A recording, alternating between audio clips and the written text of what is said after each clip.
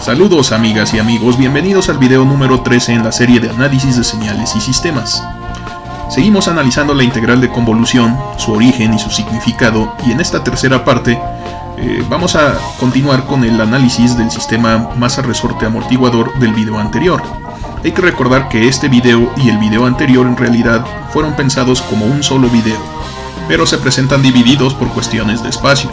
Así que en el video anterior calculamos la respuesta natural o solución a la ecuación homogénea del sistema, y aquí nos resta introducir los parámetros variables en la representación de esa solución e imponer condiciones convenientes a tales parámetros variables para que se parezcan más a la respuesta de la solución homogénea que ya conocemos en cierto sentido. En todo esto vamos a ver siempre inmiscuidos los valores de las soluciones fundamentales obtenidas en el video anterior. Con estas soluciones fundamentales vamos a obtener el determinante gronskiano del sistema, que es una parte fundamental en la aplicación del método de variación de parámetros. Procederemos a obtener la respuesta forzada ante condiciones iniciales iguales a 0, en la cual aparecerá la integral de convolución. La expresión que aquí obtengamos nos servirá de contraste para establecer las diferencias y las similitudes que existe entre el caso de sistemas LTI de primer orden y sistemas LTI de segundo orden, y de hecho nos permitirá generalizar lo que sucederá para sistemas de orden n. Por lo tanto, acompáñenme en este interesante video.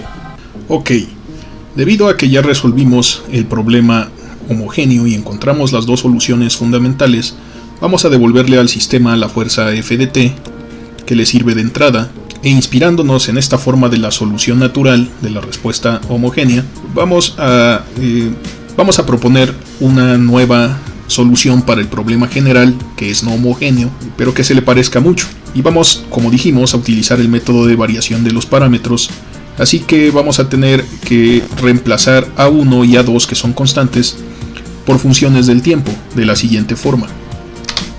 Aquí lo tenemos ya en pantalla. Simple y sencillamente reemplazamos A1 por F1 de t y A2 por F2 de t. Sin embargo, conservamos estas exponenciales e a la S1t y e a la S2t, que son las soluciones fundamentales. También podemos escribir esta expresión si en vez de utilizar las exponenciales utilizamos x1 y x2 en su lugar. Esto lo hacemos para que sea menos pesada la notación, pero no debe representar confusión alguna en ese respecto.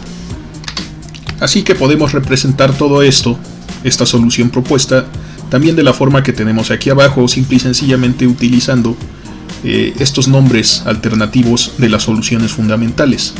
Otra cosa que también vamos a hacer es omitir la notación del tiempo, la dependencia del tiempo explícitamente, porque esto lo que hace es que pues nos va a generar demasiado espacio cuando tomemos las derivadas de esta función, y esas derivadas son necesarias, puesto que si esta en verdad es la solución al problema no homogéneo, entonces cuando sustituyamos esta solución en esta ecuación diferencial, la tiene que satisfacer.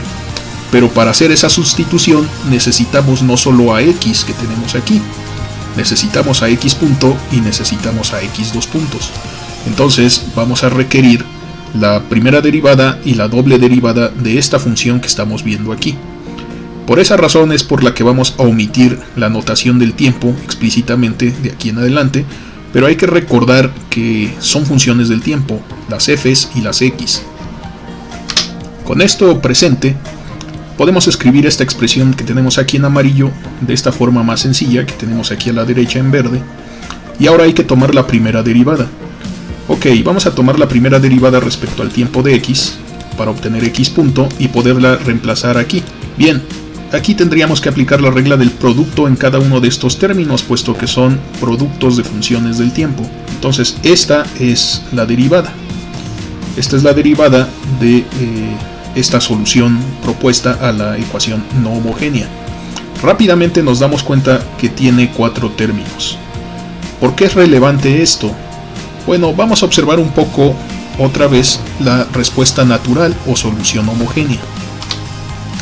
Aquí la tenemos. Según hemos dicho, la solución homogénea está compuesta de A1 por la solución fundamental número 1, más otra constante A2 por la solución fundamental número 2. Ok, si nosotros tomamos la primera derivada, como hicimos hace unos instantes, nos damos cuenta que obtenemos A1 por x1 punto más A2 por x2 punto. En este caso, A1 y A2 son solo constantes, de tal manera que vemos que la primera derivada en el caso homogéneo tiene solo dos términos. Sin embargo, aquí, en el caso no homogéneo, la primera derivada consta de estos cuatro términos. Podemos estar pensando entonces que nos están sobrando dos términos. Si tuviéramos que elegir cuáles de esos dos términos están sobrando, sin duda son este término y este otro término, porque en ellos no aparece ni x1 punto ni x2 punto, que son lo que aparecen aquí.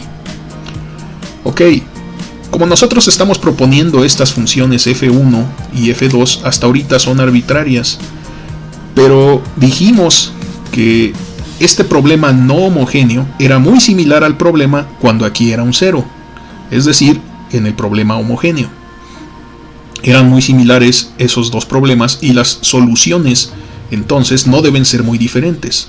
Eso significa que los comportamientos de las soluciones, tanto homogénea como no homogénea, tienen que ser muy similares. Y para forzar a que ese comportamiento sea así, para plegar el comportamiento de la solución no homogénea al comportamiento de la solución homogénea, estos dos términos pues nos están estorbando un poco. Entonces, debido a que f1 y f2 son funciones arbitrarias, nosotros podemos imponer las condiciones que más nos convengan. Y en este caso vamos a imponer la siguiente. Aquí la tenemos ya. Si f1 punto por x1 más f2 punto por x2 es igual a 0, entonces aquí se están sumando. Aquí aparecen estos términos, se cancelan y por lo tanto esta derivada se convierte en la siguiente. Solamente sobreviven el segundo y el cuarto término, dado que exigimos que la suma del primer término con el tercer término sean iguales a 0. Ok, entonces ahora sí, derivamos esta función y obtenemos una nueva función con solo dos términos, tal como sucedía en el caso de la solución homogénea. En este momento es importante aclarar también otra cosa, y eso es que tenemos la función sin derivar y la primera derivada de esa función, aquí la tenemos, y vamos a ver si nosotros juntamos estas dos ecuaciones. Podríamos exigirles cumplir de una vez las condiciones iniciales, que siguen sin cambiar, siguen siendo similares a las del problema anterior homogéneo. Y de hecho el desarrollo de la parte homogénea todavía lo tenemos aquí en la parte superior derecha de la pantalla, por eso lo conservé, que fue donde dedujimos que A1 y A2 eran funciones de las condiciones iniciales, es decir, estas constantes que hacen la combinación lineal en la respuesta natural dependen de las condiciones iniciales. Sin embargo, en el caso de la respuesta no homogénea ya no tenemos a 1 y a 2, sino a f1 de t y a f2 de t. Sin embargo, las condiciones iniciales se tienen que satisfacer igualmente. Por esa razón, si nosotros reemplazamos aquí x de 0, hay que recordar que todas estas dijimos son funciones del tiempo, aquí lo vemos. Si nosotros escribimos x de 0, sabemos que tiene que ser igual al número x mayúscula 0. Y esa es una constante impuesta por la condición inicial. Entonces, aquí lo único que tenemos que hacer es evaluar todo esto en 0. Obtendríamos f1 de 0 por e a la 0, pero e a la 0 es 1, entonces ya no lo escribimos, más f2 de 0 por e a la s2 0, o sea, e a la 0, y eso vuelve a ser 1 también, tampoco lo escribimos. Entonces nos damos cuenta que es similar a esta ecuación, solo que ahora queda en términos de f1 y f2 en vez de a1 y a2. Si hacemos lo mismo para esta ecuación de abajo, para x1 punto, dada esta restricción que impusimos sobre las funciones f, vamos a obtener algo muy parecido a esta expresión de la velocidad. Vamos a obtener lo siguiente. Aquí está pues. Obtendríamos desde luego f1 evaluado en 0, f2 evaluado en 0 aquí, pero x1 punto pues sería la primera derivada de e a la s1t, o sea, sería s1 por e a la s1t. Pero nuevamente, si evaluamos en tiempo igual a 0, entonces queda e a la 0 y solo sobrevive el s1, aquí lo tenemos. Lo mismo sucede para la segunda solución fundamental, solo que con la constante s2 en su lugar. Muy bien, aquí nos damos cuenta que efectivamente esto es muy parecido. Entonces, al proceder por analogía, podemos darnos cuenta que podemos exigirle a f1 de 0, que en ambos casos sea igual a 1, y podemos exigirle a f2 de 0, igual aparece aquí en ambos casos, que sea igual a 2. Esas constantes determinadas por las condiciones iniciales arbitrarias. Así que, además de imponerle esta condición a nuestras funciones f1 y f2, vamos a imponerles que pasen por a1 y por a2 respectivamente cuando el tiempo es igual a 0. Entonces, nuevamente aquí tenemos las condiciones impuestas sobre f1 de t y f2 de t hasta ahorita. Son esta ecuación, aquí la tenemos, y son estas imposiciones sobre sus condiciones iniciales, donde efectivamente a1 y a2 son los valores obtenidos en función de las condiciones iniciales para la solución homogénea, es decir, son las constantes que aparecen en la respuesta natural del sistema. Entonces lo que nos falta es ahora obtener el valor de x2 punto a partir de esta expresión, para así poder sustituir en esta ecuación diferencial por fin. Vamos a obtener esa segunda derivada aplicando igual la regla del producto a cada término de esta expresión, y nos va a quedar lo siguiente. Si nosotros observamos nuevamente el comportamiento de la solución homogénea, podríamos darnos cuenta que la doble derivada simple y sencillamente conserva dos términos, dado que a1 y a2 son constantes como sabemos. Aquí únicamente aparecerá a1 x1 2 puntos más a2 x2 2 puntos. Y podríamos pensar en utilizar un argumento similar en el que este término y este término, otra vez el primero y el tercero, nos están estorbando y salen sobrando. Podríamos pensar, bueno, vamos a volver a imponer una condición similar a esta para obtener una expresión de x2 puntos más sencilla, pero en este caso ya no funcionaría. Vamos a ver por qué. Ok, suponiendo que en efecto esa suma de estos dos términos se anula, tendríamos esta ecuación. x1 y x2 son estas dos exponenciales respectivamente, y sus primeras derivadas lo único que tenemos que hacer es agregarle la s1 y la s2 respectivamente, también multiplicándolas tal como hicimos aquí. Ok, vamos a hacer esa sustitución rápidamente para obtener lo siguiente. Tendríamos esta ecuación, es decir, esto es lo mismo, pero bueno, vamos a analizarla un poco.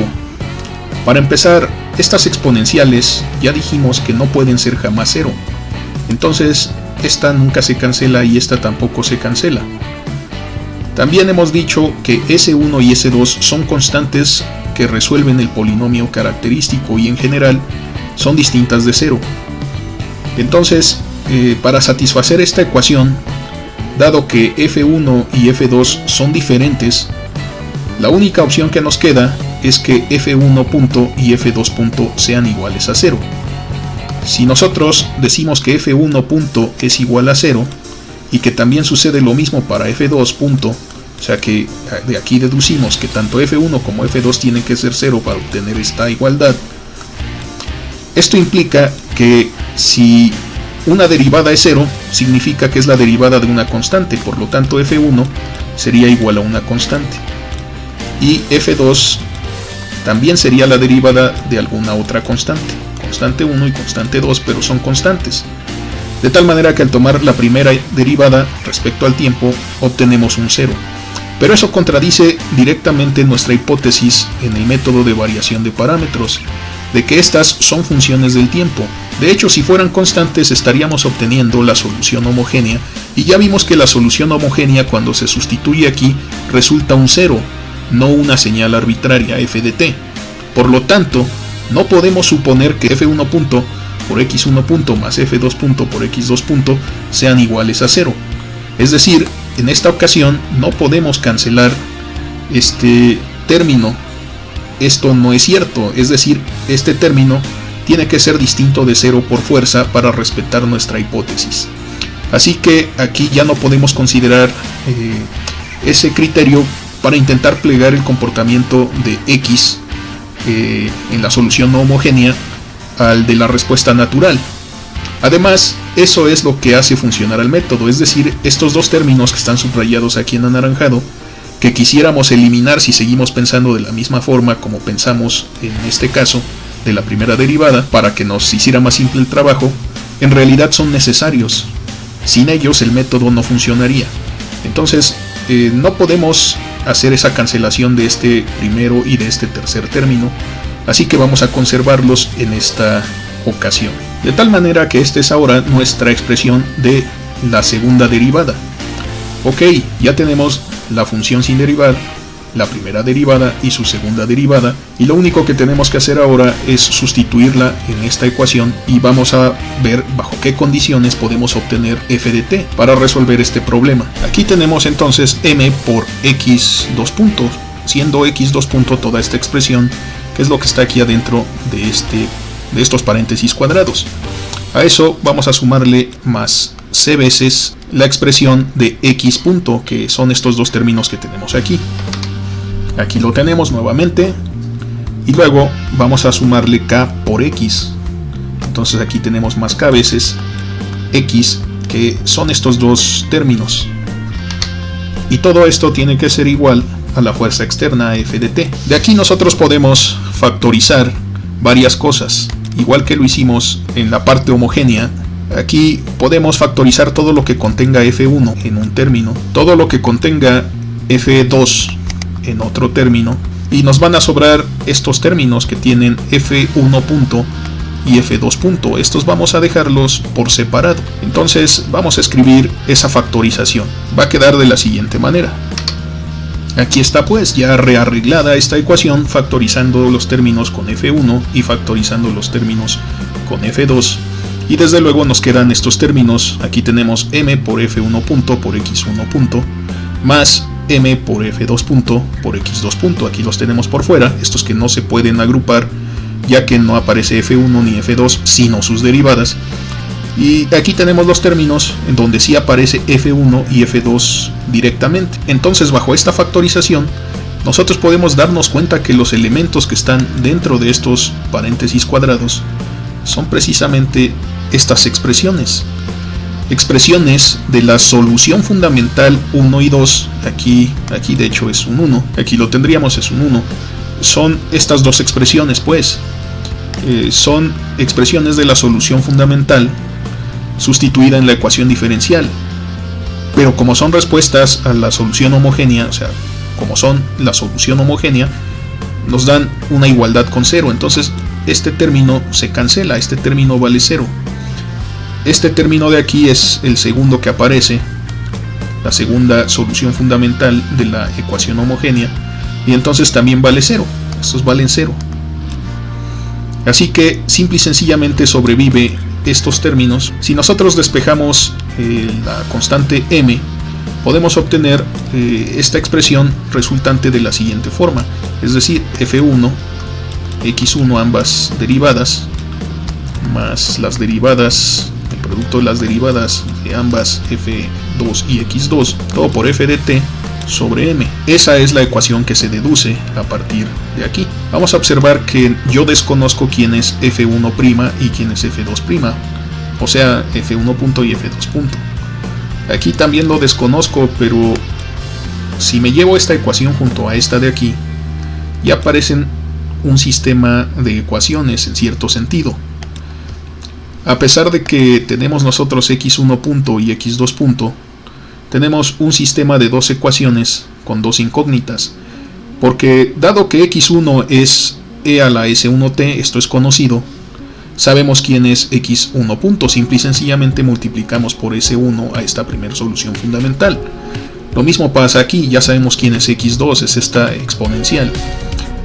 x2 punto, lo único que necesitamos para obtenerla es multiplicar a s2 por esta exponencial segunda de la solución fundamental.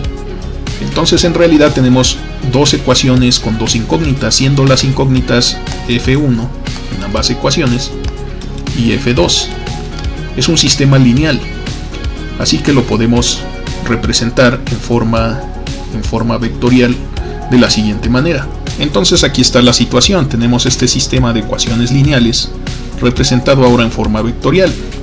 Aquí vemos las incógnitas F1' y F2', vemos el vector solución que tenemos de este lado y tenemos precisamente x1 y x2 como los coeficientes aquí en esta matriz de coeficientes, y en la ecuación de abajo x1 punto y x2 punto. Como nuestro objetivo es despejar quién es f1 punto y quién es f2 punto, podemos utilizar bastantes métodos para resolver esto, pero uno de los más sencillos en este caso en particular es aplicar la regla de Cramer, porque aquí simple y sencillamente tenemos un 0. Eso lo simplifica bastante.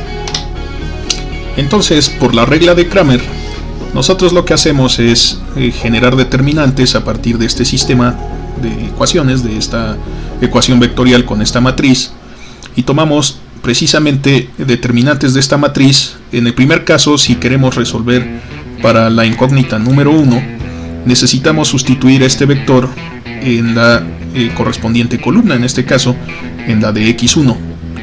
Entonces aquí lo reemplazamos y lo dividimos entre el determinante del sistema. Aquí tendríamos el determinante de las soluciones fundamentales y sus derivadas.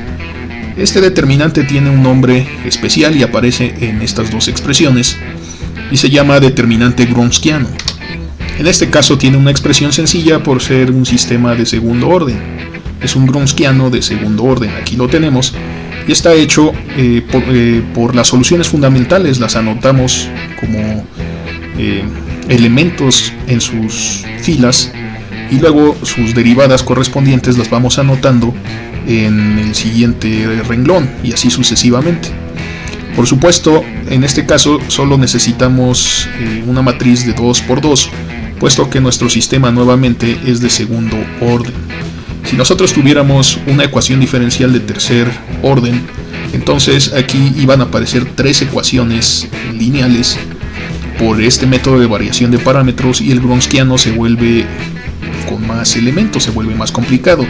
Tendríamos x1, x2, x3, y luego en el segundo renglón tendríamos x1 punto, x2 punto, x3 punto, y tendríamos un tercer renglón con las segundas derivadas. Siempre llegamos hasta un orden menos de derivación aquí en el Wronskiano que el orden del sistema. Si aquí vemos que el orden del sistema es 2, aquí nos quedamos hasta el renglón de las primeras derivadas, y así sucesivamente.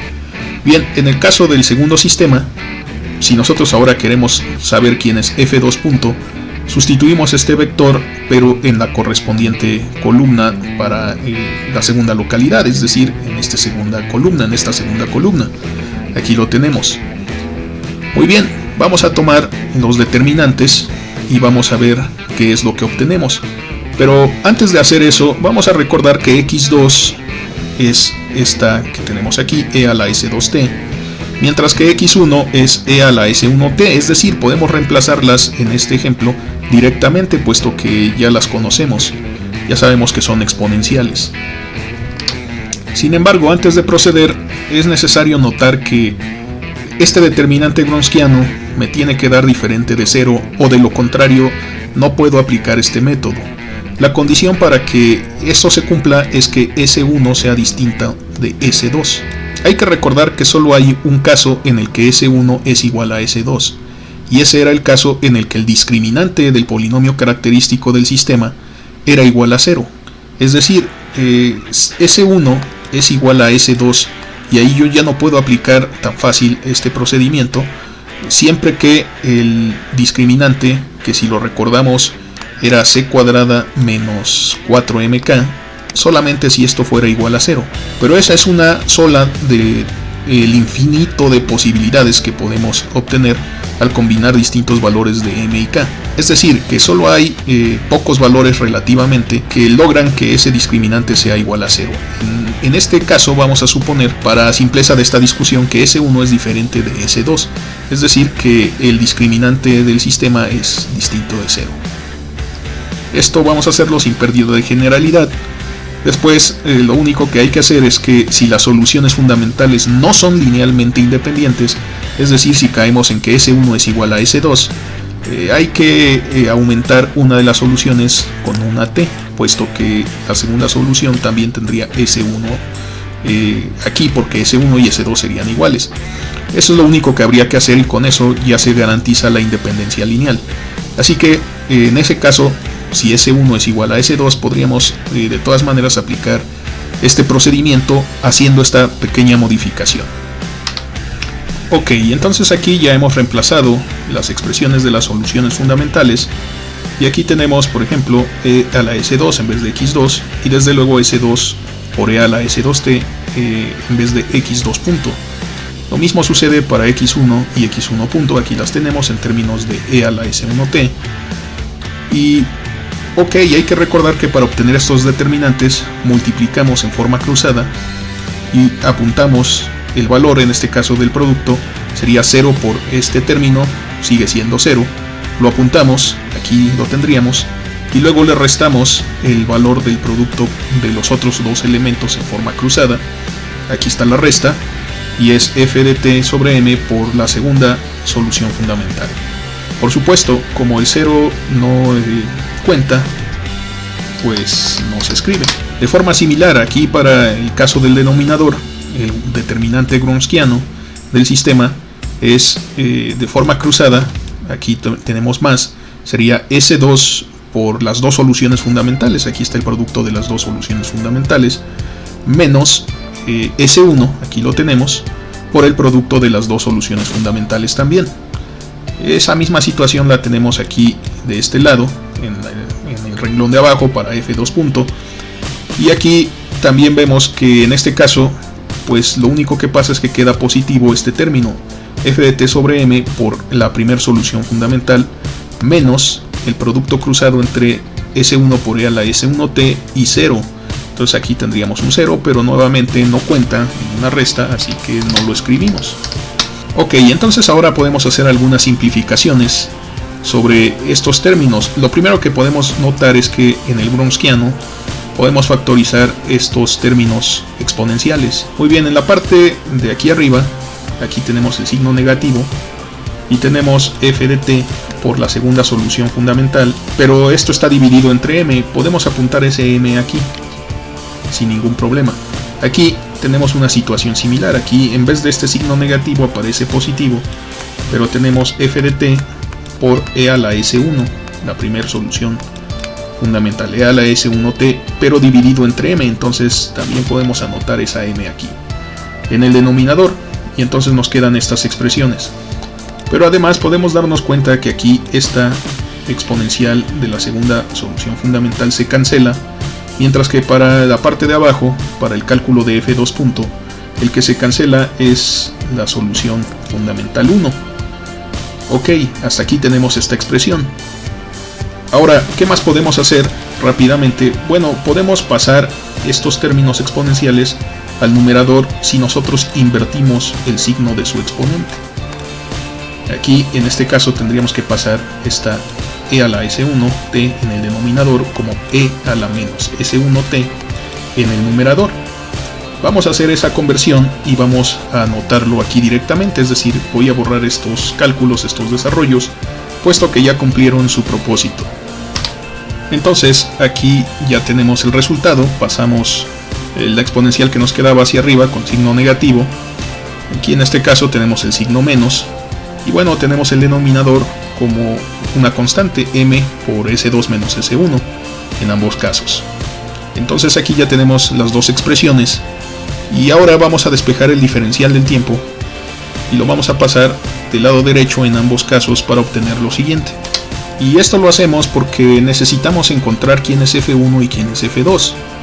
Ya conocemos sus derivadas, por lo tanto, esto se resuelve integrando estos términos.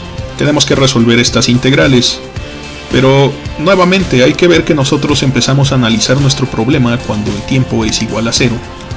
Y vamos a integrar precisamente desde que el tiempo es 0, en ambos casos, hasta el tiempo actual, representado por la letra t.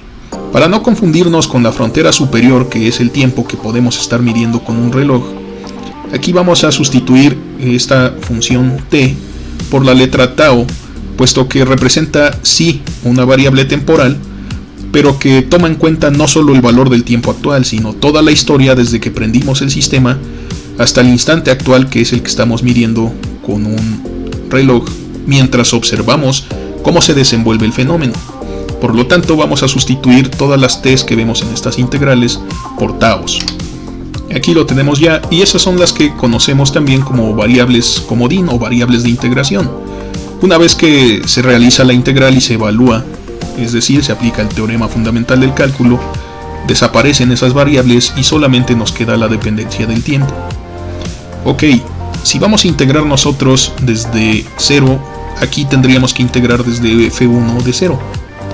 Y aquí tendríamos que integrar desde f2 de 0. Y tendríamos que llegar hasta f2 de t en el caso de esta segunda integral, y en el caso de la primera integral hasta f1 de t. Sin embargo, nosotros sabemos, por estas condiciones que impusimos, quién es f1 de 0 y quién es f2 de 0. Son las constantes a1 y a2 que dependen de las condiciones iniciales en la respuesta natural. Por lo tanto, las podemos reemplazar en esta expresión integral. Ok, ahora sí, ya no nos queda más que hacer la integral. Vamos a observar que las integrales que están a la derecha, en realidad yo no les puedo hacer mucho. Después de todo, esta f de t es una señal arbitraria, no la conocemos a priori, y entonces puede ser cualquier señal. Si a mí se me ocurre ponerle una señal constante, pues f de tau será una constante. Pero si se me ocurre ponerle un barrido senoidal, es decir, una fuerza que invierta su dirección a cierta frecuencia y en forma senoidal, esto va a tener una respuesta y un comportamiento totalmente distinto. Y puede ser de otro tipo, puede ser una onda cuadrada, puede ser un tren de impulsos, etc. O puede ser una señal completamente aleatoria, como por ejemplo en un terremoto. Ok, entonces como desconocemos la naturaleza de la señal f de t, ya no podemos hacer más por esta integral, más que dejarla expresada.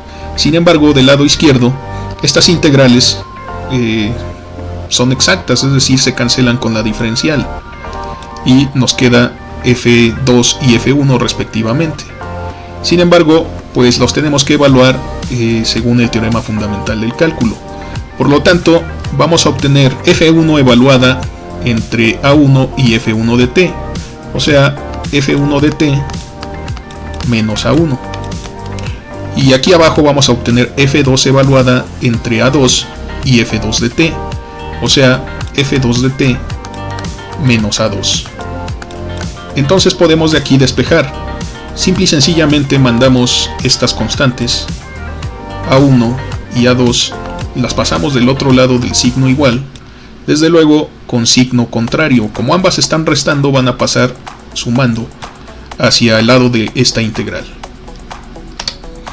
Así tenemos entonces las representaciones de f1 de t y f2 de t que estábamos buscando.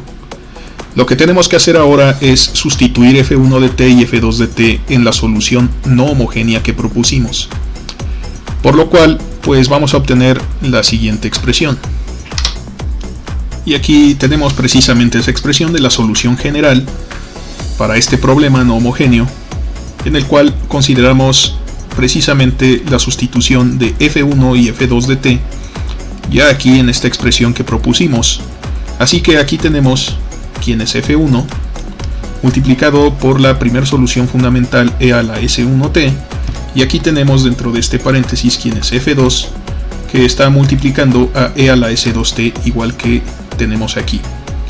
Ok, hasta aquí pues parece que ya resolvimos todo el problema, y en efecto así es, pero todavía podemos obtener algunas conclusiones interesantes de estas expresiones, para lo cual necesitamos simplificar estas expresiones.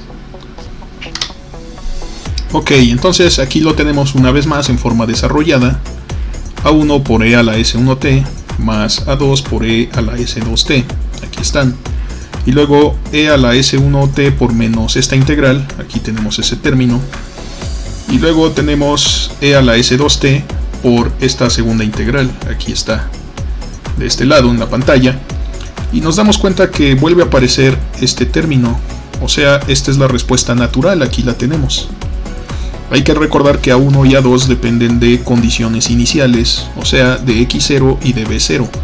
Esta es la respuesta natural del sistema, y estos otros términos que aparecen aquí representan a la respuesta forzada precisamente por la presencia de los términos f de t, o sea, de la fuerza externa. Ahora bien, si las condiciones iniciales son iguales a 0, es decir, en este caso, si x0 es igual a b0 es igual a 0, son 0, las dos condiciones iniciales, la respuesta natural del sistema vale 0, se cancela. ¿Por qué razón? Porque A1 y A2 valdrían 0 también. Hay que recordar que estas eran soluciones de un sistema lineal de ecuaciones, de tal manera que es un sistema que no es trivial, y la única solución posible cuando vale 0 en este tipo de sistemas pues es 0 precisamente. Entonces esta respuesta natural se anula si las condiciones iniciales son 0. Vamos a considerar de aquí en adelante las condiciones iniciales iguales a 0 para no hablar de la respuesta natural, sino únicamente de la respuesta forzada. Después de todo, hay que recordar que en el enfoque de análisis de señales y sistemas siempre suponemos a estos sistemas con entrada y salida, y su comportamiento de salida determinado completamente por la entrada únicamente si las condiciones iniciales son 0.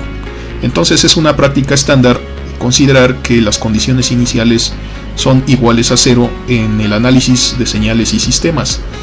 Esto es razonable porque eso significa que la máquina se encuentra apagada, descargada y en reposo antes de que le apliquemos esta fuerza. Ok. Así que bajo la suposición de condiciones iniciales nulas, la respuesta natural pues se cancela y la respuesta de la solución general del sistema se reduce únicamente a la respuesta forzada.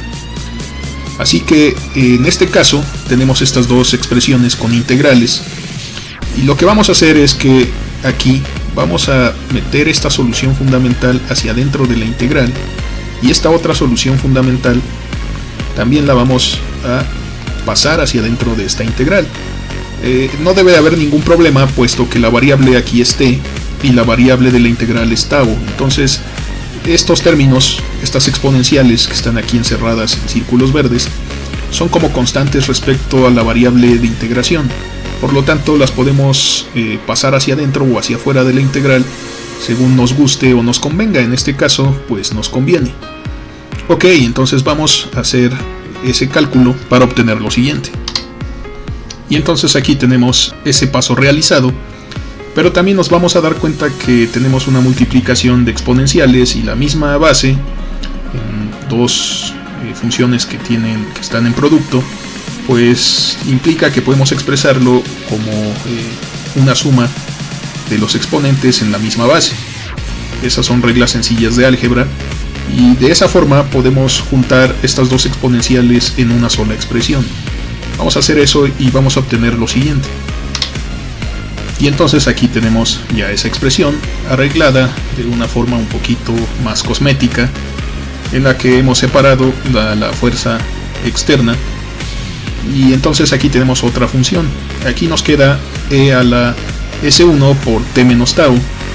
Si lo separamos nos daría estos dos términos. Aquí tendríamos e a la S2 de t menos tau. Igual si lo separamos obtenemos estas dos exponenciales, y estamos viendo que además las integrales tienen el mismo rango, es decir, son de la misma variable de integración y su intervalo de integración es idéntico. Entonces podemos ensamblarlas, podemos juntarlas en una sola integral, pero además nos damos cuenta que tienen muchos elementos en común. De hecho, f de tau aparece en las dos expresiones, y también el denominador. El denominador es igualito y el diferencial de tau, de tal manera que vamos a obtener la siguiente expresión. Así que podemos darnos cuenta que básicamente es el producto de dos funciones. Por un lado f de tau y por el otro lado tenemos toda esta función donde aparecen los argumentos t menos tau en las exponenciales relacionadas a las soluciones fundamentales, desde luego. Ok, entonces podríamos darnos cuenta que desde aquí arriba estas ya parecen convoluciones, de hecho lo son, por tener el argumento t menos tau, pero se pueden sintetizar en una sola expresión, de tal manera que debamos realizar una única convolución para resolver el comportamiento de la respuesta forzada de este sistema ante condiciones iniciales iguales a 0, una vez que hemos especificado quién es la entrada f de t. Ok, entonces nuevamente fuimos capaces de llevar la representación de este sistema a una sola integral de convolución. Por supuesto, igual que la vez anterior, esta no es la expresión más general. La expresión más general va de menos infinito al infinito. Esta nos salió de 0 a t porque estamos considerando que inició el sistema a funcionar en el tiempo igual a 0, de ahí las condiciones iniciales, que después supusimos 0, y de ahí estamos calculando hacia adelante en el tiempo. En otro video entonces vamos a ver cómo generalizamos el intervalo de menos infinito al infinito en vez de solo de 0 a t. Sin embargo, esta expresión ya es una convolución con todas las de la ley. Entonces, nuevamente, esta expresión llamada convolución, esta integral de convolución, es la respuesta forzada del sistema y se obtiene únicamente si las condiciones iniciales son nulas. Ese es el comportamiento entrada-salida bajo condiciones iniciales iguales a 0. Eso es importante no perder de vista jamás. Ahora bien, si nosotros a esta expresión la consideramos como una función en particular llamada h de t menos tau, puesto que ese es su argumento, aquí lo tenemos, t menos tau, entonces eso significa que h de t es lo siguiente. Aquí la tendríamos, sería e a la s2t menos e a la s1t sobre el mismo denominador m por la diferencia de s2 menos s1. Desde luego esto solo es válido para tiempos mayores o iguales a 0, para tiempos no negativos. Y esta función es la función característica de este sistema masa-resorte amortiguador. En ese sentido, representa su naturaleza entrada-salida. Podemos pensar en esta función como su código genético, y habíamos quedado en llamarle función de ponderación del sistema, o bien respuesta al impulso del sistema. Así es como se le conoce comúnmente. Vamos a ver por qué. Pero algo importante y muy interesante que tenemos que ver en este caso, aquí podemos percatarnos que aparece e a la s2t, que es la segunda de las soluciones fundamentales, y también aparece e a la s1t, que es la primera de las soluciones fundamentales, en esta expresión de la solución de respuesta al impulso del sistema. Es decir, que esas soluciones fundamentales no nos las podemos quitar de encima cuando estemos hablando de este tipo de sistemas. Es por eso que son muy importantes. También es una razón más para recordar que son fundamentales, pues determinan en todo momento tanto la respuesta natural, aquí las vemos en la respuesta natural, como la respuesta forzada. Aquí las vemos que aparecen implícitamente en la respuesta forzada, solo que con argumentos t menos tau dentro de una integral de convolución. Así que nuevamente podemos nosotros representar esta integral por medio de esta notación. Aquí la tenemos. Sería la convolución entre f y h. Desde luego, si tenemos f convolución con h, significa que tenemos que hacer un signo de integral, escribir la primera función y luego escribir la segunda función multiplicando a la primera, pero con el argumento modificado a t menos tau en vez de solo t. Y al resolver esa expresión, nosotros obtendríamos la respuesta forzada, nuevamente la respuesta forzada del sistema, o sea, la respuesta con las condiciones iniciales iguales a 0. No hay que olvidar, después de todo, que esta expresión es una integral de convolución, así es como se le conoce, o simplemente la convolución en el tiempo continuo. Y en este caso fuimos capaces, nuevamente, a pesar de que el orden del sistema fue de segundo orden, mayor que la vez anterior que fue de primero, fuimos capaces de expresar la respuesta forzada como una sola integral de convolución a pesar de la existencia de dos soluciones fundamentales distintas. ¿Qué quiero decir con esto? Que si nuestra ecuación diferencial hubiera sido de orden 3, con una tercera derivada involucrada también, entonces hubieran aparecido tres soluciones fundamentales distintas, e a la S1 por t, e a la S2 por t y e a la S3 por t. Sin embargo, para calcular la respuesta forzada, al final podríamos haber llevado todo a la representación de una sola integral de convolución donde la función de ponderación del sistema tuviera presente no solo a e a la S1t y e a la S2t, sino también a e a la S3t. Aquí hubiera aparecido la tercera solución fundamental de manera implícita también. Desde luego, aquí en el denominador hubiéramos tenido una expresión constante pero más complicada que involucre a S1, S2 y a S3. Sin embargo, siempre es posible, no importa el orden de esta ecuación diferencial mientras sea lineal de coeficientes constantes, nosotros siempre podemos llevar todo a una representación de una sola integral de convolución para el cálculo de la respuesta forzada. Desde luego, esta expresión de la respuesta al impulso se iba a hacer cada vez más complicada, cada vez iban a estar inmiscuidas más soluciones fundamentales, tantas como el orden de la ecuación diferencial. Pero eso es algo que podemos generalizar a partir de aquí, no es necesario hacer más desarrollos respecto a lo mismo. Además, para eso se desarrollan herramientas más poderosas como es la transformada de Laplace, para no tener que hacer esto, pero eso lo vamos a ver en unos videos posteriores. Sin embargo, en este caso es muy importante saber cuál es el origen y qué es lo que realmente significa una integral de convolución. Significa la respuesta forzada cuando las condiciones iniciales son 0 y se realiza siempre entre la función que es la entrada del sistema y esta función que es la naturaleza entrada-salida del sistema. Es decir, h de t representa el sistema mientras que f es la entrada y desde luego x es la salida. En otras palabras, podemos representar el sistema por medio de su respuesta al impulso o función de ponderación. Y aquí tenemos que efectivamente la entrada es la fuerza f de t, tenemos una entrada, hace convolución con la señal h, es esta que tenemos aquí adentro, esta sería h de t, igual a todo esto que tenemos adentro. Y al realizar la convolución entre esas dos señales obtenemos la salida x, que es el desplazamiento del carrito, desde luego, condiciones iniciales iguales a 0. Esto representa entonces al sistema masa-resorte amortiguador, el cual es un sistema lineal invariante en el tiempo de segundo orden. Entonces eso es lo que representa la integral de convolución.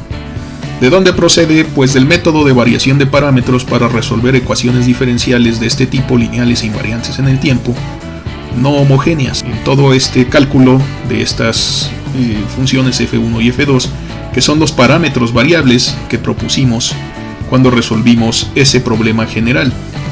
Después operamos con ellos porque hay que recordar que esa solución general hasta aquí pues ya está completa.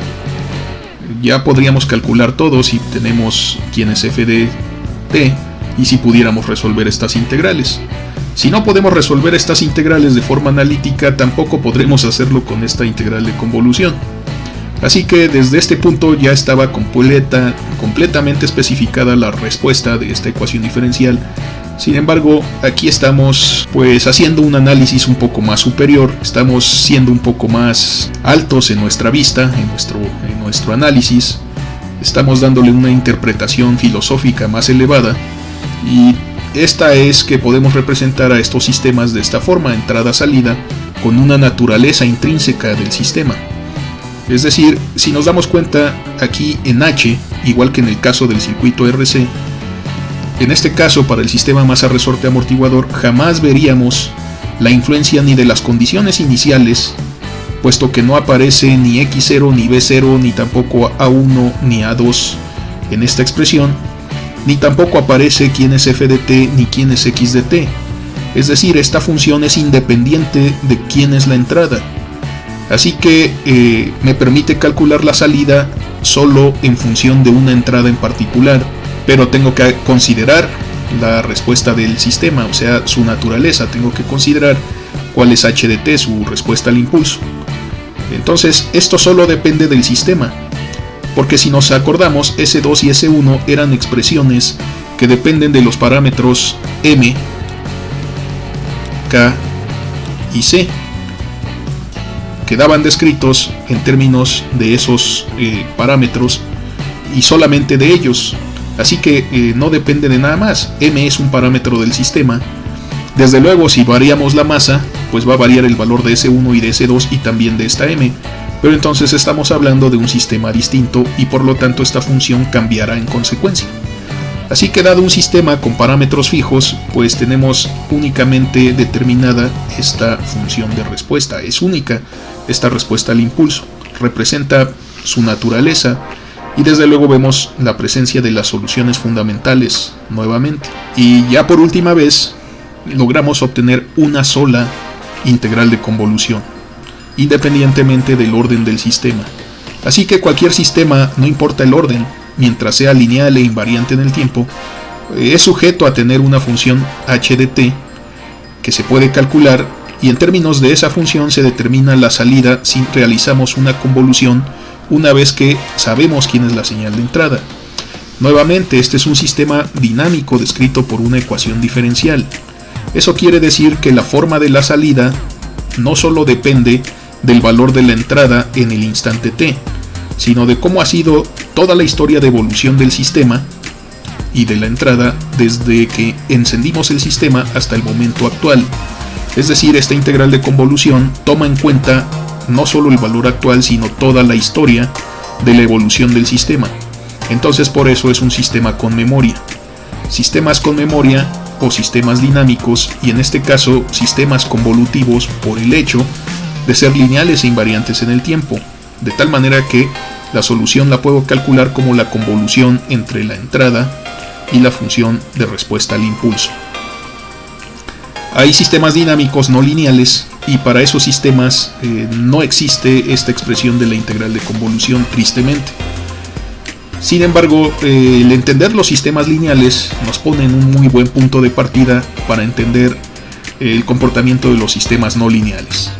Además, la inmensa mayoría de los sistemas de ingeniería están diseñados para operar en rangos lineales. Por eso es una ventaja entender esta integral de convolución. Ahorita en este video el objetivo fue ver también de dónde proviene y qué significa.